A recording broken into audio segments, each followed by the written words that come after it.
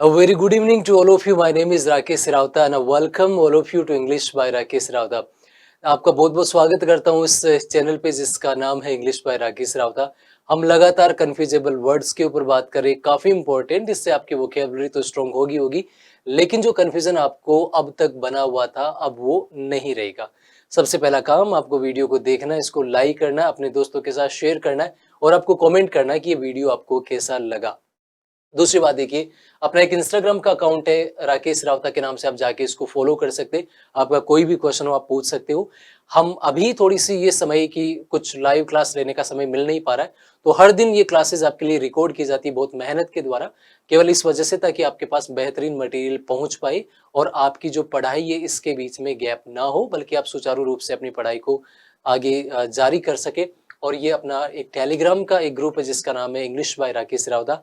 आप जाके इसको ज्वाइन कर सकते हो और यहाँ पे आपको सारी पीडीएफ्स मिल जाएगी, तो आप पीडीएफ डाउनलोड करके आराम से दोबारा से पढ़ सकते हो। आप जब ये टॉपिक पूरा होगा, मतलब ये कन्फ्यूजेबल वर्ड्स जब सारे के सारे कंप्लीट होंगे, तो आपको पता लगेगा कि कुछ भी बाकी नहीं है, सारे वर्ड्स हम अल्फाबेटिकल तरीके से अपन कर लेंगे। तो आपको तो बस छोटा सा काम करना है, लाइक करना, शेयर करना, कमेंट करना है और अपने दोस्तों को बताना। बाकी सारी चीजें मैं अपने आप लोगों के लिए कर दूंगा। तो आज अपन पार्ट 4 पे बात करेंगे, काफी इंपॉर्टेंट है। और देखिए, ये पार्ट 4 उसका पहला क्वेश्चन। वैसे तो अगर इस सीरीज की बात करें तो अपने पास में ये आज 41वां क्वेश्चन है। स्क्रीन पे आप देखेंगे और बहुत ध्यान से बताएंगे कि इसका सही आंसर आपके पास में क्या होने वाला है। बहुत इंपॉर्टेंट क्वेश्चन आपके स्क्रीन पे, और आप बताएंगे, यहाँ पे लिखा हुआ है, it's time you put a stop to this behaviour. यहाँ पे क्या है, चाइल्डिश या चाइल्ड लाइक। ये समय है कि आप बिल्कुल क्या करो, रोक दो। किसको, किसको रोक दो भाई? आपको रोक देना जो आपका चाइल्डिश या चाइल्ड लाइक, दोनों में फर्क है। देखिए, चाइल्डिश जो शब्द है ये कहीं ना कहीं एक नेगेटिव भाव देता है और चाइल्ड लाइक है ये एक पॉजिटिव भाव देता है। देखो, चाइल्डिश का मतलब होता है बिहेविंग इन ए स्टूपिड और सिली वे। बिल्कुल एक बच्चे जैसा, यानी बचकाना। जब कोई ऐसा व्यवहार कर, हम कहते हैं ना, जब कोई बचकाना व्यवहार करते हैं तो हम कहते हैं यार तू बच्चा है क्या, इस तरह से कैसे व्यवहार कर रहा है। तो यहाँ पे जो बिहेवियर होता है ना, किसमें, चाइल्डिश में, वो ऐसा बिहेवियर होता है बच्चे जैसा लेकिन बचकाना, नेगेटिव। लेकिन चाइल्ड लाइक का मतलब होता है बच्चों जैसा लेकिन इनोसेंस के साथ। बच्चे मासूम, जैसे मासूमियत की बात करें ना, अगर वो बिहेवियर हो ना तो फिर चाइल्ड लाइक होता है, और अगर बचकाना अर्थ हो नेगेटिव तो फिर चाइल्डिश होता है। तो हमें तो क्या करना है कि भाई इस बिहेवियर को आपको रोकना है, तो यहाँ पे चाइल्डिश होगा। सही वर्ड आपके पास में ऑप्शन ए होगा, चाइल्डिश नहीं कि चाइल्ड लाइक, क्योंकि चाइल्ड लाइक पॉजिटिव अर्थ देगा और चाइल्डिश वो नेगेटिव अर्थ देगा। लिखा हुआ है, he has child like enthusiasm. उसका जो एंथुजियाज्म है, जो जोश है, वो कैसा है, बच्चों जैसा। जैसे बच्चों के अंदर एक जुझारूपन होता है कि मुझे ये करना है, मतलब वो कहीं पे लॉजिक नहीं लगाते, वो कर देते हैं, उनके अंदर एंथुजियाज्म होता है। या बच्चों के अंदर सिंप्लिसिटी होती है, क्योंकि बच्चे होते उनको किसी चीज से ज्यादा फर्क नहीं पड़ता। जैसे जैसे बच्चे बड़े होते तो कहने को तो समझदार होते, लेकिन अगर देखा जाए तो वो चाइल्डिश, बचकाना ज्यादा बन जाते, क्योंकि बच्चों के अंदर एक सिंप्लिसिटी होती है, उनसे किसी से कोई फर्क नहीं पड़ता, ना मतलब होता है। सही आंसर आपका होगा option A, that is child dish. आगे देखिए आपके पास देखिए 42 नंबर आपके पास में क्वेश्चन है, और इस क्वेश्चन को अपन देखेंगे कि यहाँ पे आपका सही आंसर क्या होने वाला। लिखा हुआ है, ए साइट साइट साइट, तीनों का जो आपके पास में प्रोनाउंसिएशन तो आपके पास में सेम ही है, लेकिन has been chosen for the new school, तो नए विद्यालय के लिए एक निर्माण स्थल है, उसको खोजा गया। तो CITESITESIGST। सबसे पहले देखिए इसकी स्पेलिंग SITE, साइट। इसको लोग साइड बोल देते हैं कि आज तो वो साइड पे काम करने, वो साइड नहीं होता है, वो साइट ही होता है। साइट का मतलब होता है निर्माण स्थल, जहां पे निर्माण होता है। CITE, साइट का मतलब होता है किसी चीज को उल्लेख करना या किसी चीज को उद्धृत करना, है ना, या किसी चीज को देना। जैसे देखिए, जैसे एग्जाम्पल देना वगैरह। जैसे to mention something as an example, किसी चीज का उल्लेख करना, उसको हम बोलते हैं CITE। और SIGST, साइट का मतलब होता है दृष्टि। जैसे आंखों की साइट कमी होगी भाई, या फिर नजारा, उसको पे हम साइट बोलते, क्या साइट है ना, तो वो वाला। तो देखिए आपके पास में क्या है, एक स्कूल के लिए निर्माण स्थल चुना गया, तो ऑप्शन बी हो जाएगा। देखिए लिखा हुआ है, अब CITE, साइट का मतलब ना उल्लेख करना। देखिए, he cited a lot of examples, उसने बहुत सारे एग्जांपल दिए टू सपोर्ट हिज आर्गुमेंट, अपने आर्गुमेंट को सपोर्ट करने के लिए। और साइट का मतलब देखिए, the disease has affected his sight, बीमारी ने उसकी जो दृष्टि है उसको क्या किया, प्रभावित किया। तो सही आंसर आपके पास में ऑप्शन बी होगा। अगला जो क्वेश्चन है वो आपकी स्क्रीन पे है और आप इसको देखेंगे और बताएंगे आंसर क्या होगा। आपके पास में देखिए क्या लिखा हुआ है, आई बोट सम न्यू, मैंने कुछ नए खरीदे, फॉर द ट्रिप, ट्रिप के लिए मैंने कुछ नई क्या खरीदे, क्लोथ या क्लोथ्स। सही आंसर क्या होगा। आपके पास समय है सोचने का, मैंने थोड़ा सा वक्त इसीलिए देता हूं कि आप सोच पाओ और फिर आंसर बताओ क्या होगा।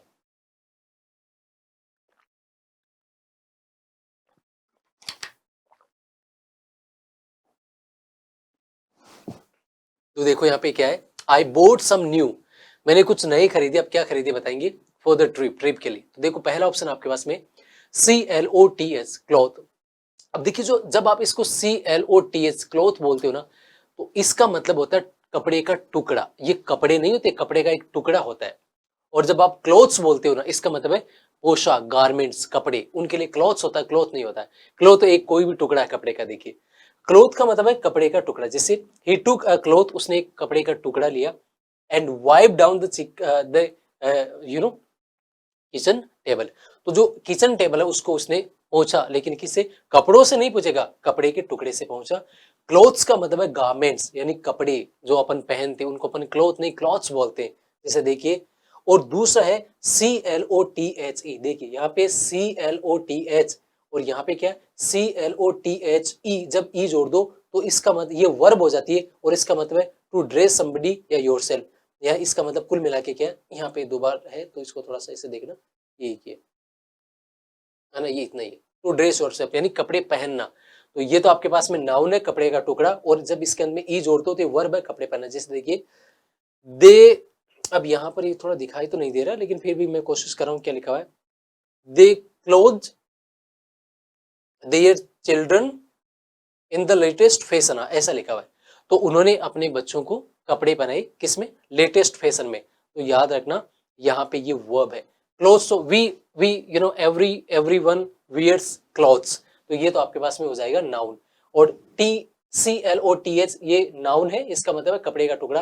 लेकिन CLOTHE कर दो तो ये वर्ब बन जाएगा, मतलब कपड़े पहनाना या कपड़े पहना। जैसे देखिए दे क्लोथ देयर चिल्ड्रन, उन्होंने अपने बच्चों को कपड़े पहनाए इन द लेटेस्ट फैशन, किसमें, लेटेस्ट फैशन में। तो बताइए आगे देखिए आपके पास में क्या है। आगे वाला जो क्वेश्चन आपके पास में क्या है, शी हैज एन इंटरेस्टिंग। अब मुझे बताइए पहला वर्ड आपके पास में क्या है, ये वर्ड है कोलाज और दूसरा वर्ड है कॉलेज। ऑफ 1990 सॉन्ग, 1990 के जो सॉन्ग्स है उनका एक अच्छा खासा उसके पास में क्या है, कॉलेज है या कोलाज है। पहला वर्ड आपके पास में कोलाज है और दूसरा वर्ड आपके पास में कॉलेज है। तो देखिए कोलाज का मतलब क्या होता है, कलेक्शन ऑफ वेरियस थिंग, यानी संग्रह हो रहा है किसी चीज का, क्या होना, संग्रह होना। जैसे या दूसरा इसका मतलब और होता है the art of making a picture, यानी कपड़े या कागज से चित्र बनाना। तो याद रखना कोलाज आपने बहुत बार सुना होगा, कॉलेज के अंदर या स्कूल्स के अंदर कॉलेज जो कोलाज वर्ड है। तो याद रखना COLLAGE, इसका मतलब है कलेक्शन ऑफ वेरियस थिंग्स, यानी या तो उसको आप संग्रह बोल दो या the art of making a picture, यानी कपड़े कागज आदि से चित्र बनाना होता है।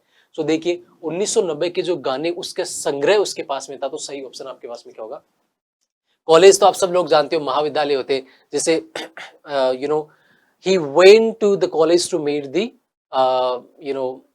The principal, the teacher, whatever you say. तो याद रखना यहाँ पे आपके पास में क्या है, कॉलेज का मतलब क्या, महाविद्यालय। ये सब लोग जानते हैं, उसको बताने की कोई आवश्यकता नहीं है। आगे देखिए क्वेश्चन आपके पास में बहुत आराम से बताइए। क्वेश्चन आपके पास में, यू नो, आप जानते हो, that I always pay him a compliment या कॉम्प्लीमेंट। अब प्रोनाउंसिएशन तो सेम ही है, लेकिन एक की स्पेलिंग है COMPLIMENT और दूसरा COMPLEMENT। कॉम्प्लीमेंट कॉम्प्लीमेंट दोनों में अंतर क्या है बताएंगे आप।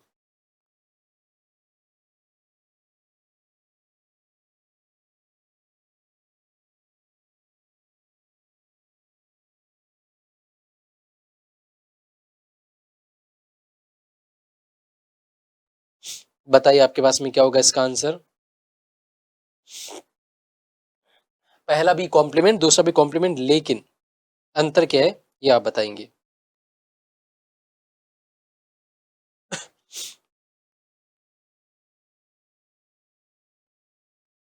देखो जो पहला जो वर्ड आपके पास में COMPLIMENT, इस कॉम्प्लीमेंट का मतलब क्या होता है? प्रशंसा। किसी की हम जब तारीफ करते हैं उसको कॉम्प्लीमेंट।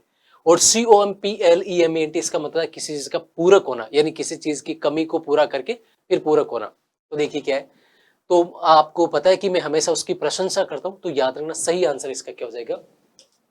कॉम्प्लीमेंट होगा, क्योंकि टू पे कॉम्प्लीमेंट का मतलब होता है किसी की तारीफ करना, प्रशंसा।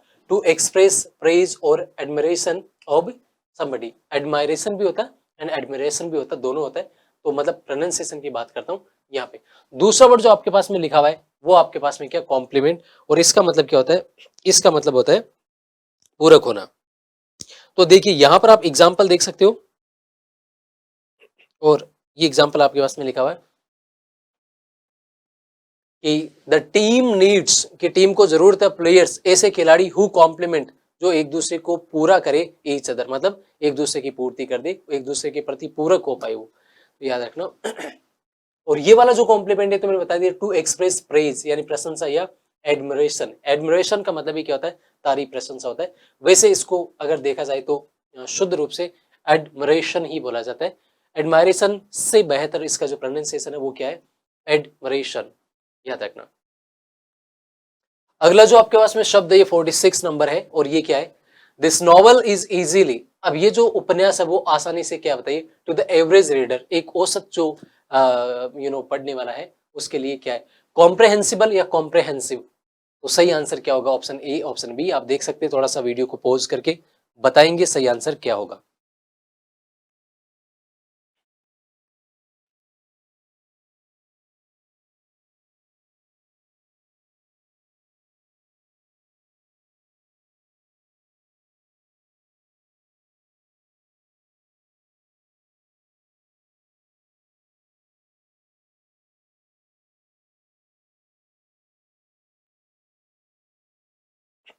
बताना आपके पास में क्या लिखा हुआ है। तो जो पहला वर्ड कॉम्प्रहेंसिबल, याद रखना कॉम्प्रहेंसिबल का COMPREHENSIBLE, कॉम्प्रहेंसिबल का मतलब है that can be understood by somebody, यानी समझने योग्य। कोई चीज अगर समझने योग्य तो वो आपके पास में कॉम्प्रहेंसिबल होगा। और कॉम्प्रहेंसिव का मतलब होता है कंप्लीट, फुल, या इसको अपन बोल सकते हैं व्यापक, कॉम्प्रहेंसिव। जैसे अपन क्या बोलते हैं? It was a comprehensive study, यानी काफी व्यापक क्या थी? स्टडी थी। तो याद रखना कंप्लीट, फुल या व्यापक के अर्थ में तो कॉम्प्रहेंसिव होता है, एंड कॉम्प्रहेंसिबल का मतलब है जिसको समझा जा सके। तो ये नॉवल क्या था? समझने योग्य था, मतलब जिसको आराम से क्या लोग समझ पाए। तो सही वर्ड आपका क्या हो जाएगा? कॉम्प्रहेंसिबल हो जाएगा। तो ये क्लियर हो गया। अब मैं अगले क्वेश्चन पे बढ़ता हूं। अगला क्वेश्चन आपके पास में लिखा हुआ देखिए, आई एम, पहला वर्ड आपके पास में कॉन्फिडेंट, दूसरा है कॉन्फिडेंट, और तीसरा वर्ड भी है कॉन्फिडेंट। बताइए that you will get the job, कि आपको जॉब मिल जाएगी। अब बताओ सही आंसर क्या है?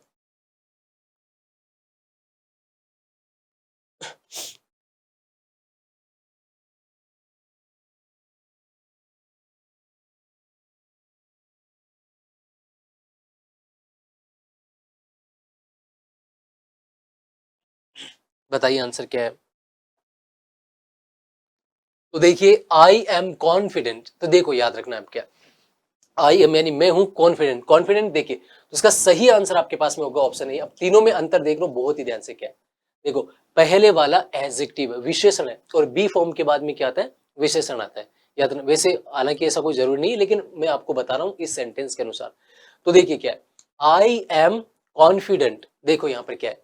कॉन्फिडेंट, CONFIDENT है। इसका मतलब क्या होता है? इसका मतलब होता है विश्वस्त, है ना। और ये आपके पास में क्या होता है? इसका फीलिंग सर्टन अबाउट समथिंग, जब हम किसी चीज के बारे में क्या हो? सर्टन फील करें, मतलब ना विश्वस्त हो।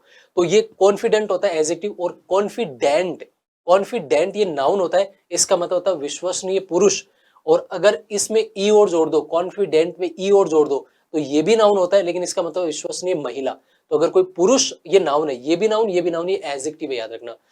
तो कॉन्फिडेंट, CONFIDENT कर दो, ये विश्वसनीय पुरुष है। CONFIDENTE कर दो, ये विश्वसनीय महिला है। लेकिन CONFIDENT कर दो तो इसका मतलब क्या हो जाएगा? कि फीलिंग सर्टन अबाउट समथिंग, कि किसी चीज को लेके आप बिल्कुल क्या हो, विश्वस्त हो। जैसे देखिए मैं इस चीज को लेके विश्वस्त हूं कि वो उसे जॉब मिल जाएगी, तो सही वर्ड आपके पास में ऑप्शन ए होगा। अब देखो क्या है, he is a close confident of the president. अब देखिए प्रेसिडेंट है ना, उसका विश्वसनीय पुरुष है वो, क्लोज यानी बहुत ही ज्यादा नजदीकी विश्वसनीय पुरुष है। और अगर ये आ जाता है यहाँ पे तो फिर क्या हो जाता, वो शी हो जाता, मतलब महिला के लिए आ जाता। बस ये ध्यान रखना, आप अंतर आपको पता होना चाहिए। अगला जो क्वेश्चन आपके पास में 48 नंबर क्वेश्चन है, ही रिफ्यूज टू, अब देखिए कन्फर्म या confirm to the local customs. तो कन्फर्म का मतलब क्या होता है और कन्फर्म का मतलब होता है, तो आप समझ जाओगे। तो ही रिफ्यूज्ड यानी उसने मना कर दिया, टू कन्फर्म या confirm to the local customs. तो याद रखना कन्फर्म का मतलब होता है के अनुसार चलना या किसी चीज का पालन करना, comply with the rules. And confirm का मतलब होता है किसी चीज की पुष्टि करना। जैसे देखिए तो यहाँ पे आंसर क्या है कि उसने जो लोकल कस्टम्स थे, जो रीति रिवाज है उनके लोकल, उसके अनुसार चलने से उसने मना कर दिया। तो सही आंसर तो आज आपके पास में क्या हो जाएगा, कन्फर्म। लेकिन आप देखिए कन्फर्म का मतलब है पुष्टि करना। Is guilty expression confirmed my suspicion. तो देखो याद रखना उसका जो एक एक्सप्रेशन था ना ऐसा, जिससे कैसा गिल्टी वाला, जैसे उसको कुछ ऐसा फील हो रहा है, उस गिल्टी वाले एक्सप्रेशन ने ये पुष्टि कर दी मेरा सस्पेशन, जो मेरा संदेह था उस संदेह की पुष्टि कर दी, यानी उसने कुछ गलत किया, क्योंकि उसका जो एक्सप्रेशन था वो कैसा था, बहुत ही गिल्टी था। तो ये हो गया। अगले क्वेश्चन पे अपन बढ़ते हैं और आपके पास में 49 नंबर क्वेश्चन है, काफी इंपॉर्टेंट क्वेश्चन है। आप देखेंगे बताएंगे इसका आंसर क्या है। Progress has been made in finding a cure for the disease. अब देखो कंसिडरेबल या कंसिडरेट दोनों में अंतर क्या है, काफी इंपॉर्टेंट क्वेश्चंस, काफी इंपॉर्टेंट वर्ड्स आपको मिल रहे। आप बताएंगे कि इसका सही आंसर यहाँ पे क्या होने वाला है, कंसिडरेबल या कंसिडरेट।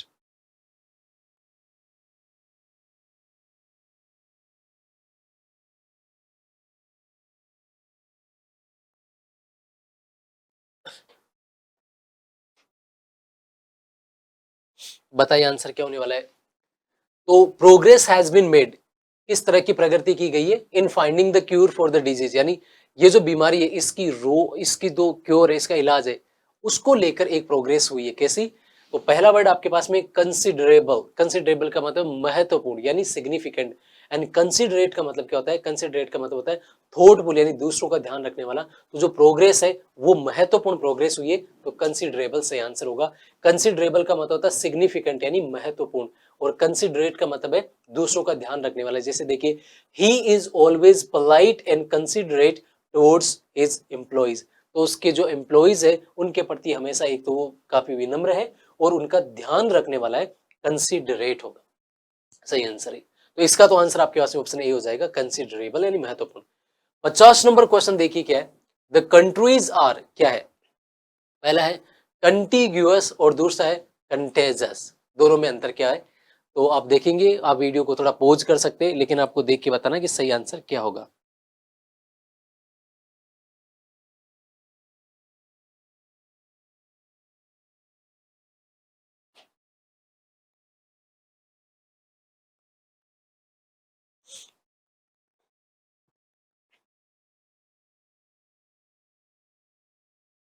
लिखा हुआ है द कंट्रीज आर, जो देश है वो क्या है, कंटिग्यूअस या कंटेजस।